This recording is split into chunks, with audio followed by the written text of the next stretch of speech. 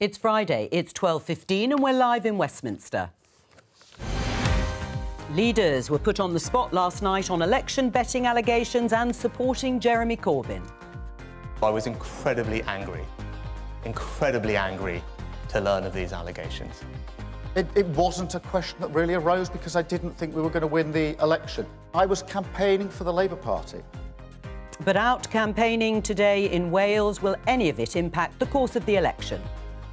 Also, we'll be speaking to the Workers' Party of Britain about their manifesto. And reforming the House of Lords, is Labour's compulsory retirement age the way to go?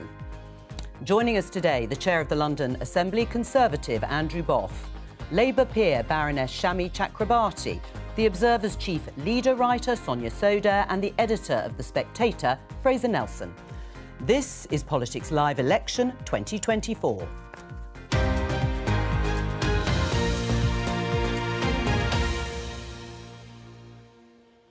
And welcome to viewers on the iPlayer, BBC Two and the News Channel. So, after a week of campaigning, that debate, the Question Time debate with a live audience, putting party leaders through their paces, was obviously quite strenuous for all of them. What about for our panel? Did you watch, and what was most striking for you? Yes, I did. I think what struck me was the fact that Rishi Sunak seemed to answer questions, and during... That's the aim, I suppose, isn't it, to answer the questions? Well, no, I chair the London Assembly. I know that people in front of me tried their best not to answer questions. Fiona Bruce did very well on holding people to account. But it did strike me that Keir Starmer's session was a masterclass in how not to ask a question, because I'm no clearer about what he thinks, for example, about whether or not Jeremy Corbyn would have been a great leader, because he never answered the question. Shami? What was most striking for you? Guess what? I completely disagree. Funny that. Yeah, I thought, isn't that surprising? Look, yes. I thought that Rishi Sunak, in contrast actually with all the other three, seemed so cross at having to face the audience. Their challenges to him were almost impertinent. At times he was angry, not even tetchy Rishi, as we've heard before. The other three did their best to approach the audience with some humility, all three of them, including in the more awkward bits. As to the story of the day, that shock horror, hold the front page.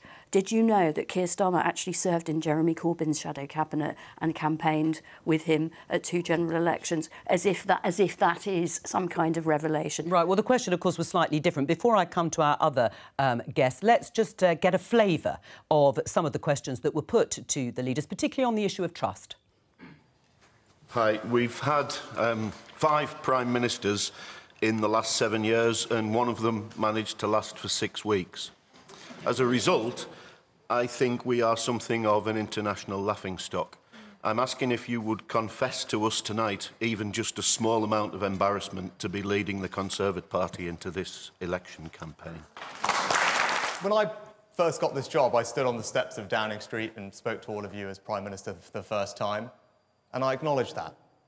I said very clearly that mistakes had been made, and that's why I was standing there in front of you. You said he would make a great Prime Minister. Did you mean it, or did you have your fingers crossed behind your back? Look, I didn't think we would win that election. You said that, but irrespective of that, you said he'd make a great Prime Minister. Did you mean it? It wasn't a question that really arose because I didn't think we were going to win the election. And now, but we all heard you. We all heard you saying he would be a great Prime Minister. That was your way of telling the people here, vote for him. Did you not mean that? I was campaigning for the Labour Party.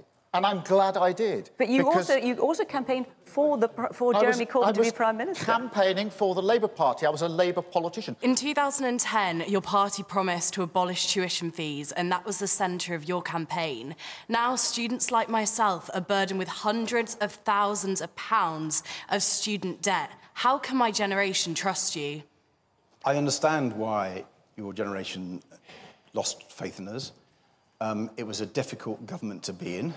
Explained I had choices whether we came out of it and carp from the sidelines or try to get there and win things. We didn't win everything and we lost that one. Given the recent scandals and dramas with the SNP, how will you differ from your predecessors and project competence? It has been a turbulent time, and I'd be the first to accept that and to admit that. So my party's asked me to lead it through this election campaign and beyond the 2026 parliamentary elections to essentially do two things. To first of all, rebuild trust between the electorate and the Scottish National Party, and I've always worked throughout my political life to build trust and confidence with the electorate that have chosen me. And secondly, to provide the direction that's necessary in the Scottish Government to change people's lives. John Swinney, their leader of the SNP. On this question of trust, it came up repeatedly. I mean, even referencing tuition fees, that promise to abolish them by the Liberal Democrats. What did you make of that broadly across the piece? I was struck by how both Rishi Sunak and John Swinney got the same sort of question. You've made a mess of your party. How can you be trusted to run the country? Now, Rishi Sunak was saying, look, forget all these other guys. It's me. I'm standing before you. I'm just a boy asking a voter to love him, you know? And that doesn't wash, because this is the fundamental problem with the Conservative campaign. The Conservative government, the party in 2019, asked for the vote, and voters are entitled to pass judgment on the whole lot of them. And this kind of forget about the other guys, I don't think works. And John Swinney didn't have an answer for the fact that his party is in Bedlam, so how is that a manifesto for independence? So you could see the voters, you could feel, you could almost hear in their silence being unconvinced by those answers. I mean, the National Centre for Social Research reported last week, Sonia, that 45% of voters would almost never trust British governments of any party to place the needs of the nation above the interests of their own political party more than ever before. Now, trust has always been a movable feast in terms of trust in politicians. But is that dispiriting, and is it reflected in the debate last night? Of course it's dispiriting to see levels of trust in politics that low, and I think it does reflect a general anti-politics mood in the country and a lack of enthusiasm for politics. So I think it is concerning. In some ways it's not surprising, I think, after sort of the 14 years that we've had. I think, you know, one elephant in the room when it comes to trust was people were promised through Brexit that things would improve. That hasn't happened, and I think politicians are being held accountable for that. One concern I've got, though, is if you listen to an economist like Paul Johnson, he says that both parties are engaged in a conspiracy of silence about some of the tough fiscal trade-offs, financial trade-offs that the country faces. And one concern I do have is that I think that's right. I think when you look 20 or 30 years hence, they're even tougher as a result of an ageing population and changing demographics. And it doesn't, perhaps a general election campaign isn't the time for it, but it doesn't feel like politicians are fronting up with voters about those tough trade-offs. I think people can sniff that out, and I do think it turns them off politics when people make promises and the public are like, oh, but can you really keep them? Right, but that question, Shami Chakrabarti, about Keir Starmer saying that Jeremy Corbyn would make a great Prime Minister in 2019. That was sort of channeling this issue of trust. Do we trust him? Is he being honest about it? Why can't he answer that question straight? I think to some extent maybe the mistake was a couple of weeks back with the gratuitous jibe at the Tory manifesto for being too much like Corbyn. You know, I do think it's time not for the putative Prime Minister, as I hope Keir Starmer is, not to be constantly defining himself in opposition or in sympathy with past leaders of the party and go forward on his programme and his slogan for change. Not change from back then and, you know, the current candidate for Islington, the independent candidate for Islington North, but defining himself in relation to where the country is now and what it needs in the future. There's something much more fundamental than this. You know, politicians are just people, with people who stand for office, and people make mistakes. What annoys the public more than anything is when you've made a mistake, you don't own up to it. You don't say, look, actually, what Keir Starmer could have said is, I made a judgment at the time about Jeremy Corbyn and it was wrong, because I don't think... He could have said that. But he also said, under pressure... Whereas Rishi has apologised. Let Shami answer on the Keir Starmer. He also said... Granted, under pressure, and I do think it's telling that the so-called awkward moment was about this stuff and not about policy, where he actually did quite well. But it is about trust. No, I guess it. OK, so you know, he said under perhaps a little bit of pressure, he would have been a better Prime Minister than Boris Johnson, which is frankly faint praise. But I do agree that there probably wouldn't have been a corrupt VIP lane for COVID contracts and partying number 10 while the elderly died alone in care homes. Right, and we're just going to... It would have been great news for the Jewish population. We'll come back to your thoughts, because I want to talk to you about Rishi Sunak and his response in terms of the Gambling Commission, looking into a couple of Conservative candidates. But let's pick up with that, because he was very angry. He said he was very angry angry about that in the debate last night. Jess Parker, political correspondent for the BBC, is travelling alongside the Prime Minister. What's the mood? Hello, Jo. Yes, I'm on the bus with the Prime Minister in North Wales. The Prime Minister isn't always on the Conservative Party campaign bus, but we are on board with him and hopefully might get a little bit more of a chat with him later. In terms of the mood, look, he just spoke to an audience of, I'm told, activists and supporters, so they were very supportive of him.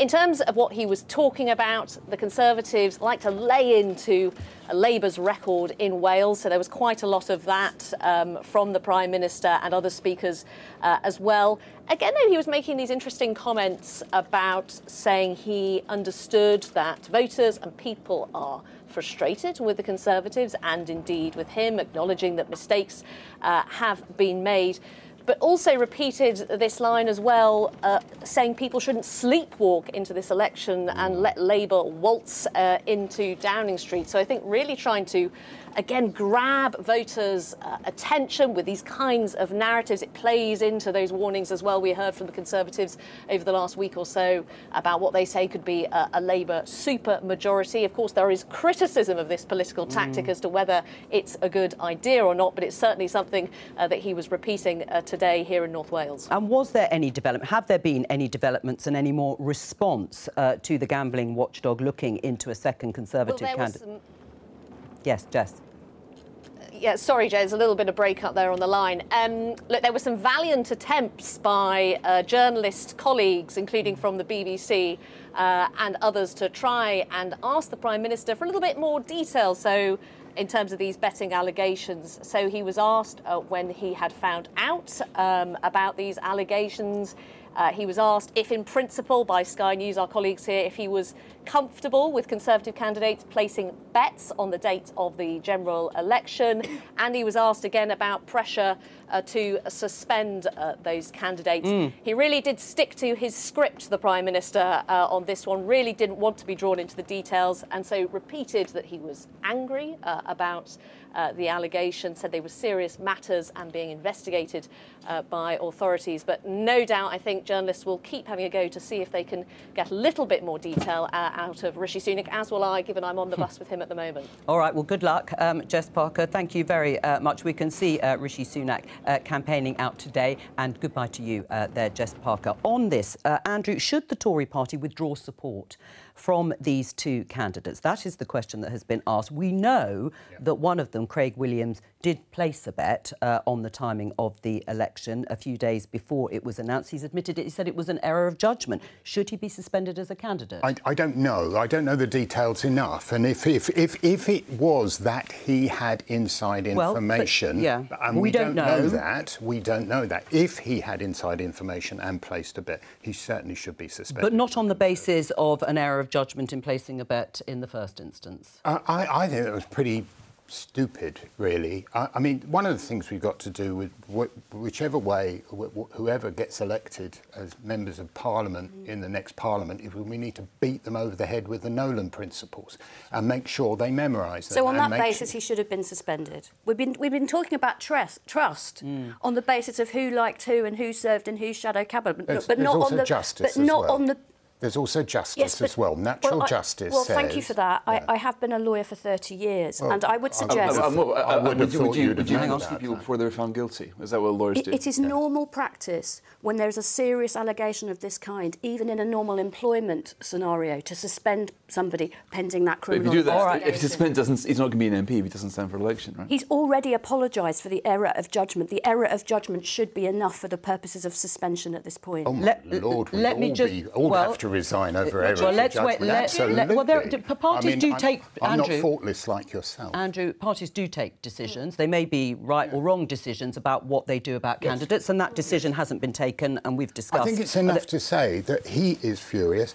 When he said he was furious, I was furious when I heard about this, and every Conservative Party member was furious. But I thought what was so striking about his answer, though, was, you know, he said he was angry, and it almost sounded like he thought of himself as a victim in this. Yeah. Some of these are people that he's chosen to surround himself with. So you know, there are questions about his judgment, not just the judgment of the people. I think you're completely right, Sonia. Here we're looking at basically the decay of the Conservative Party organisation. I mean, there can't be that many people who knew about the election, and it's staggering to think he had around him people willing to bet on the information, but nobody to advise him on the date in the first place. Somebody should have said, look, July's a disaster. He lacked people to be able to tell him that, but he had no end of people going down the bookies. I rather wish I'd been in his office, because my bet was 10th of October. I've lost that money. Well, let me just... It's not a laughing matter. No, but let me just move on briefly onto this headline in The Guardian. I was a Tory minister, but I think we need a Labour government. This is Chris Skidmore,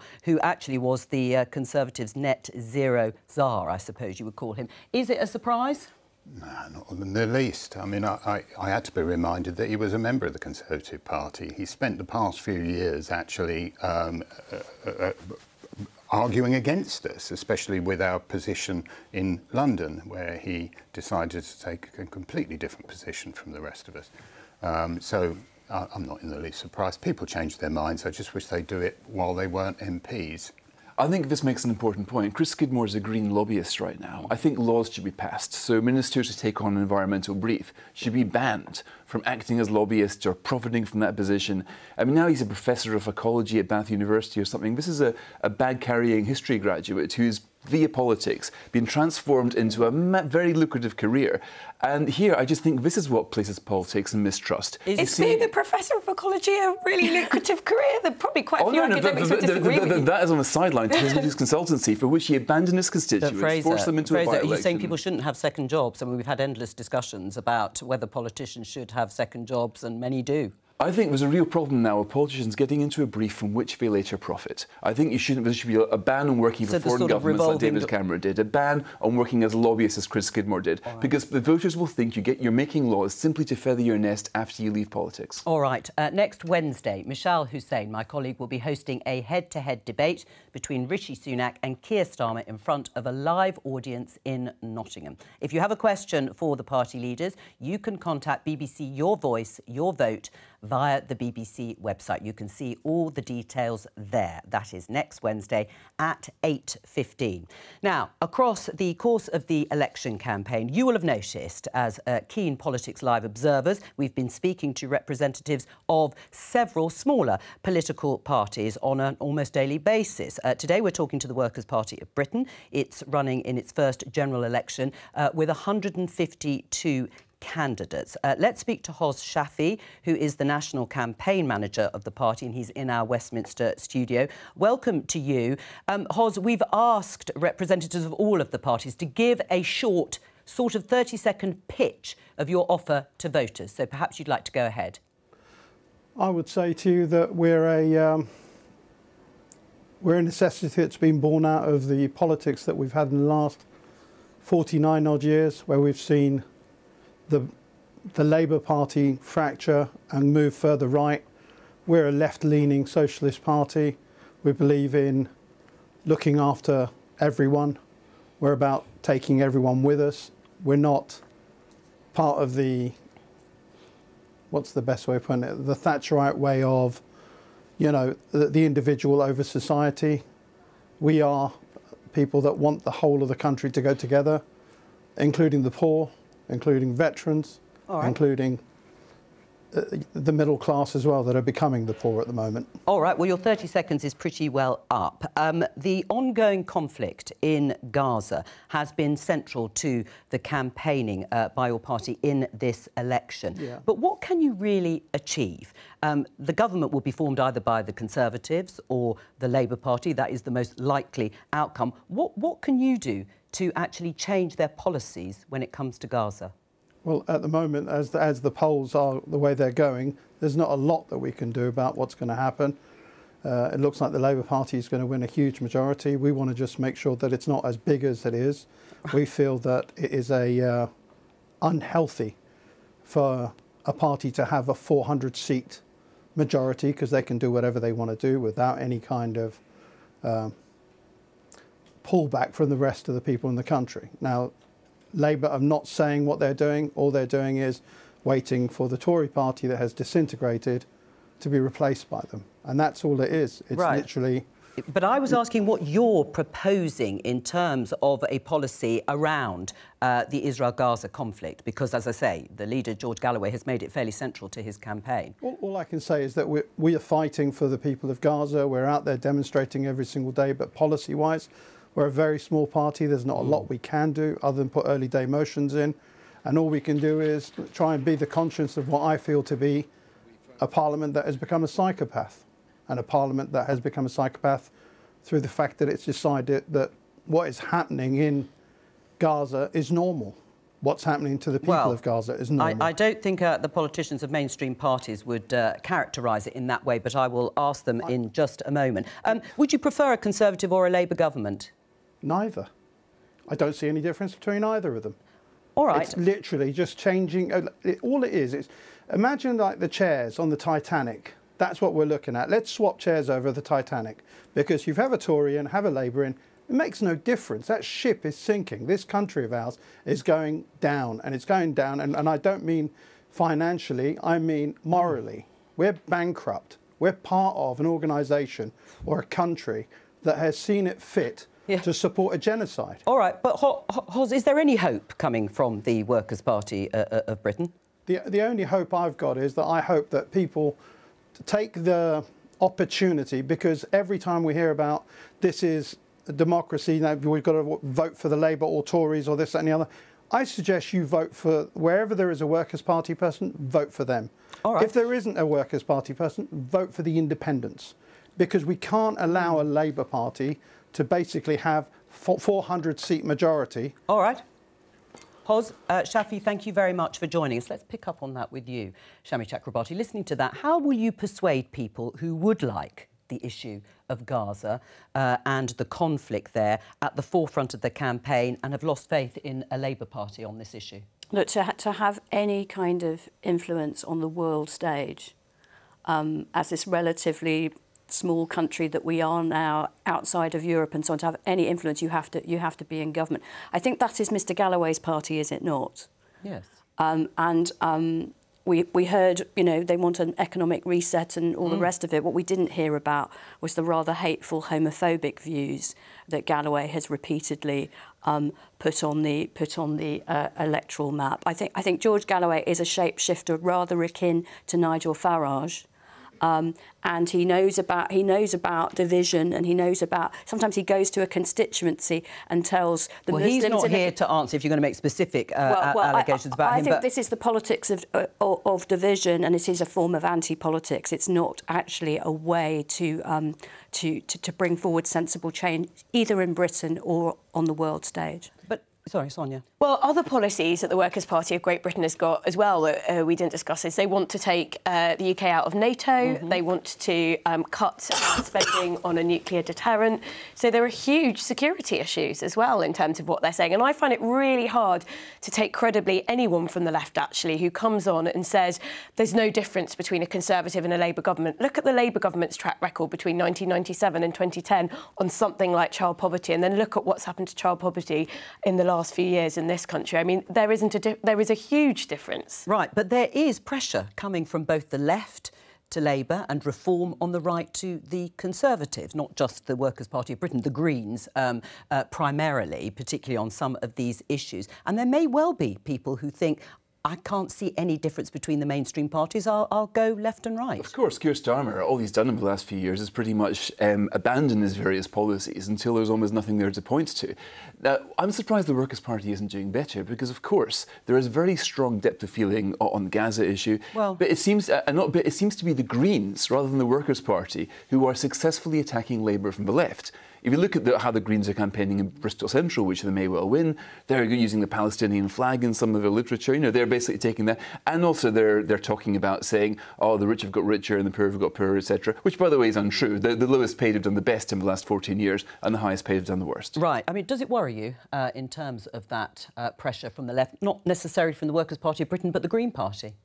It is not yet evident that it is worrying enough perhaps, to significantly alter the outcome of the election. I think there are a lot of people in the Green Party who I wish were in the Labour Party. I wish they didn't feel it necessary to fragment the coalition in that way. But the Green Party, unlike the Workers' Party, does not peddle the kind of hateful politics in particular communities that Mr Galloway has done throughout his career. It's quite interesting. Up till a few months ago, we were talking about tactical voting as ways of getting rid of the Conservative government. I mean, as we see the polls now, the tactical voting is really about how we ensure that any future Labour government is held to account.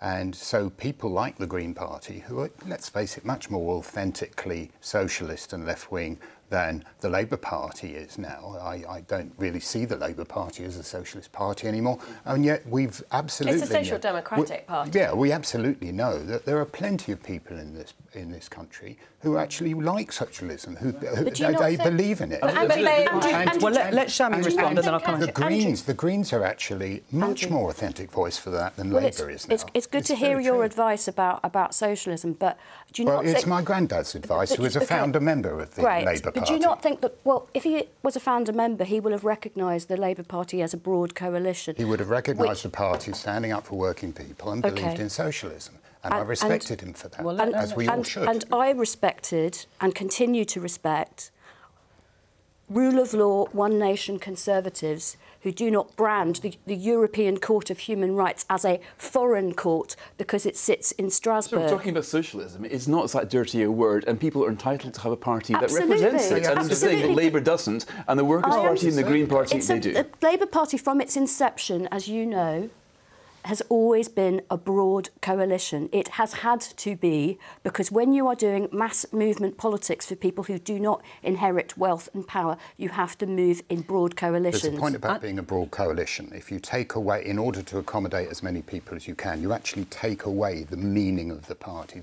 I mean, that just simply isn't true. Hang on. In the first past the post system, parties of the left and parties of the right, they win by building a broad coalition of voters and appealing to the centre as well as their left and as well as their right. That is exactly what Keir Starmer's Labour Party has done, and that is what we need.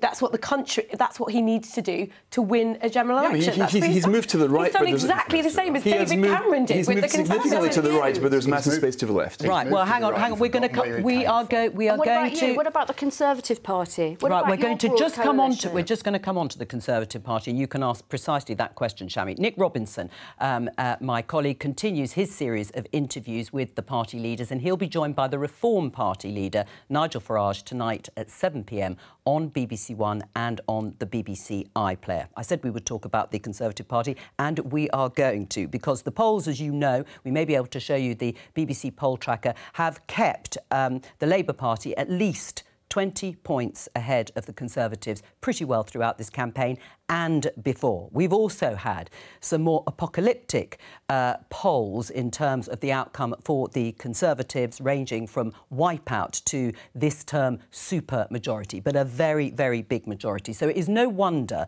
that there has been discussion about the future of the Conservative Party.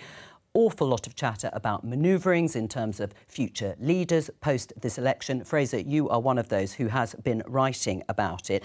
Just looking at the narrative that was mentioned a bit earlier, a Labour landslide, prevent a Labour super majority. This idea that the Tories have already lost, it will be about minimising the damage. Do you think that's worked as a campaign tool? Well, judging by the polls, nothing they're saying or doing is working. These polls are not narrowing, as people kept saying as the campaign goes on. And what we've instead seeing is Nigel Farage coming along and the Conservative vote splitting in two between the Tories and the Reform. We've now got two Conservative parties fighting this election, and that's never happened before.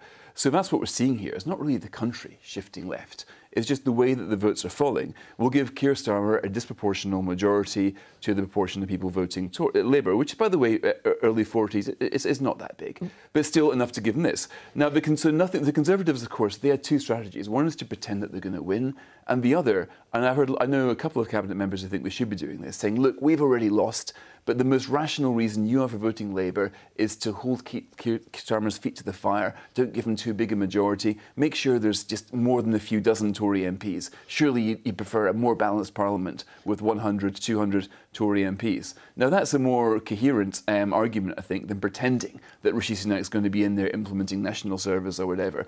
But can you really fight if you're a governing party in an election on the premise that you've already lost? Do you think the Tories are going to win? No. No, I gave up on that about a month or so ago. I don't think they are. And but what's important, I don't understand this word supermajority. No, well, let's not use it. A big majority, you're right. Big majority. Yep.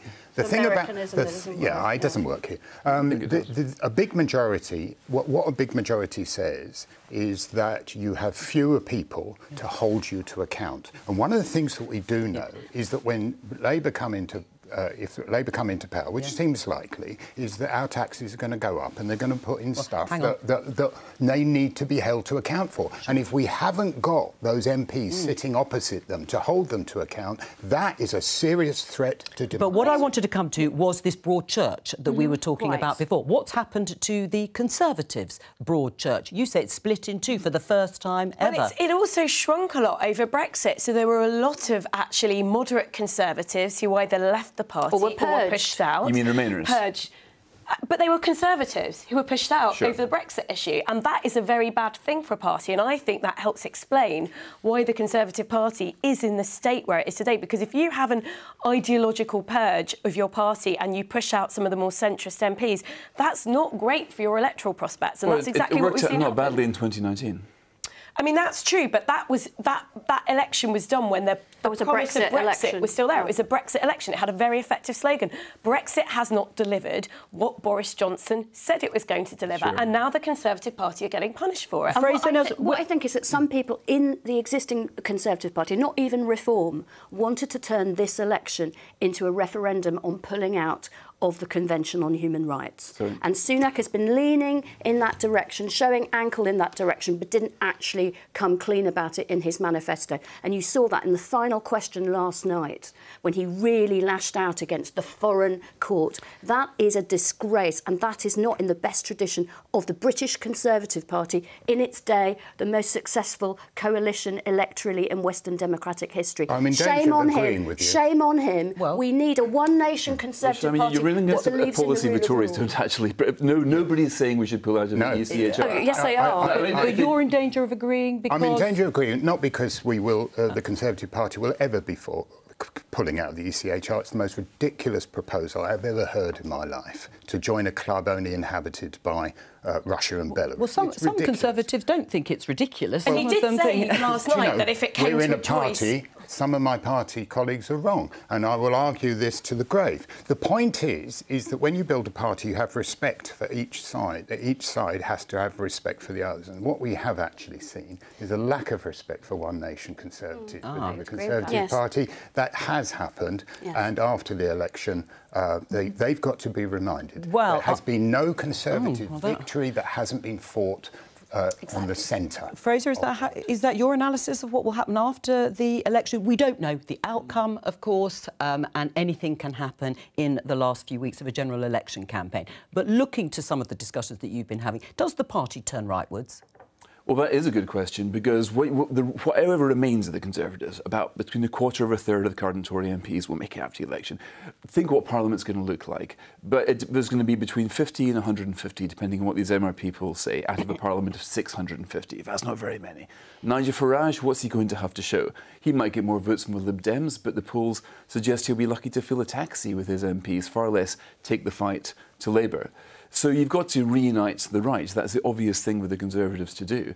And they'd have to accept that what's happened here is they've been going so long promising conservatism without really delivering it, promising tax cuts while pushing taxes up, that they've so disappointed a whole bunch of people who believed them when they promised smaller government and tax cuts, but they've rebelled against it. And I think the mistake there was thinking that you could actually talk right and move left and you wouldn't really suffer a political punishment. Well, they have done now. And I don't really see it in terms of right or left. I think when you look at Nigel Farage's manifesto, it's not significantly to the right, the Conservative. It pretty much is a mirror Conservative manifesto. There's not a big ideological gap between these two. I actually disagree with you on substance some rhetoric, though, because if you look at the track record of Conservative chancellors between 2010 and 2024, they cut tax credits and benefits directed at low-income working parents at the same time as making tax cuts that disproportionately benefited the better-off half of the income distribution.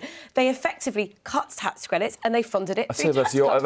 I think that's the opposite of the truth. If you look at who's... No, it's not. There's distributional analysis, Fraser. Yeah, and I will bet you anything you like that that analysis will show that the best paid did worst and the lowest paid did best. No, what the analysis shows is that the average family in the bottom 10% of the income distribution lost £4,000 a year net on average as a result of tax benefits. That's not right. It is. Not.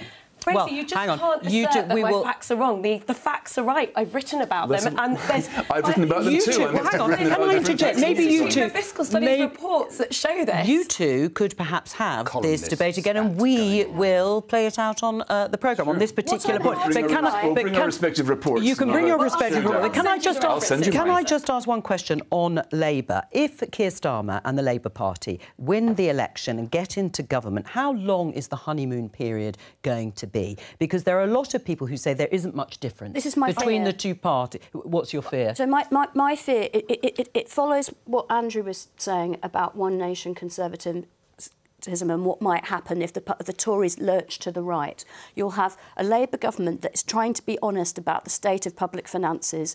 There are no magic wands to deliver everything that people need and are craving instantly. And if there is this hateful, far-right, Faragist politics coming either from Reform or from the Tory party itself, I think it could be a very, very unpleasant time for everyone in Britain. And I think the other thing that we're sort of underestimating as well, so there's all this talk of, Labour's projected very, very large majority. That does not necessarily lead to very happy internal politics in the Labour Party. So if you've got a very, very large majority, actually there will be some groups within the Labour Party who feel that they can rebel because there is a very large majority. Policies are going to pass anyway. So there may be some internal dynamics within the Labour Party as well, internal opposition, if you like, which may end up being a significant influencing factor. Yes, and a big part of the opposition against a Labour government if, in fact, they win. Now, I have a question for you, which is how old is too old to keep on working? That question is obviously creating debate in various industries, and now it's hanging over the House of Lords because Labour have pledged that should they win the election, they would impose a retirement age of 80 on peers sitting in the upper chamber. Now, we can talk to Lord Alf Dubs. I'll ask him his age in a minute. No, I won't. He was born in Prague. In fact, you can work it out in 1932. There he is. Hello to you. Came to the UK on the Kinder Transport age 6, and throughout his career in the Commons and the Lords has been outspoken on many issues. But most significantly, we can see him here outside number 10 on the rights of refugees, securing an amendment, the Dubs Amendment, that helped 350 unaccompanied children settle in the UK. And this year, he drew national attention for holding the government to account over their treatment of refugee children arriving here in the UK. Welcome to you, Alf Dubs. Make a case for not having an age limit on the House of Lords. Look, there are two things at least wrong with the House of Lords. One is it's far too large, and secondly, the method of appointment. On the method of appointment, we've seen some pretty corrupt practices of the sort of people that have been put in because they've been generous donors to the Conservative Party. So I think we've got to reform both the size of the Lords and indeed the method by which we get there. I personally believe there's only one answer, and that is to have an elected second chamber. And I'd like to see any changes that the Labour Party makes, the Labour government makes, is a short first step to having a proper reform of the Lords by way of an elected second chamber. Right, well, Alf Dubs, our guest here, Sonia Soda, shaking her head. No. So I think that if you do that, you'll just get another chamber of elected politicians and it would just be like another Commons. What I would do is I'd go for another form of radical reform. I would have citizens' juries make appointments of experts to the Lords. So you've still got expertise in the chamber. You've got a more popular element. I think it could work really well. I really like the fact that we've got experts, but I totally agree with Lord Dubs. I actually think that there's that lifetime peerages are used as awards on both sides of the political aisle for basically people's mates, for people who've been MPs. It's absolutely ridiculous that people get the privilege of lifetime sitting in our legislature as a result of having friends in the right places. That shouldn't be allowed to happen. Alf?